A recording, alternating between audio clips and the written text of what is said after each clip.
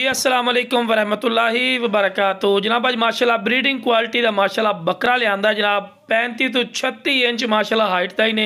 और माशाल्लाह पठोरे के शौक चेक करो माशाल्लाह कन्ना के लापर माशाल्लाह कमाल दे कम अज़ कम 17-18 इंच माशाल्लाह सिर्फ कन्ना की लैंथ है। और वेल कमाल दी आखते ना कि फौजी भाई शौक रखना तो यार फौजी भाई शौक रख रहे पूरा नहीं होंदा पिया तो ला बिरा शौक वाली चीज़ ने। इस तो वध शौक नस्ल क्वालिटी बिरा कोई नहीं होंदी ने।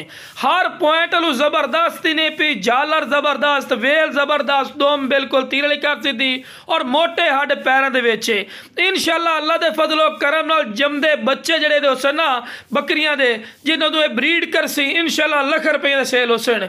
और जनाब अपना रेट नहीं होना हालांकि तुम अयाली को चले जाओ थोड़े को 1,20,30,000 रुपये रेट कर सी ये जो सोहनी शायद तो ताज़ा 2 दंद हो रही ने। लेकिन मेरा अपना रेट नहीं होना बिल्कुल जायज़ और मकूल रेट हो सी तो लो मेरा चारा भी खवा के विखा रहे हैं और नाल दे नाल जानवर को टोर फिर के विखा रहे हैं कि सेहतमंद और माशाल्लाह एक्टिव भी ने। तो जिस वीरां नूं चाहिए जनाब जल्दी जल्दी स्क्रीन उत्ते नंबर पर राबता करके बिल्कुल मुनासिब कीमत लै सकते।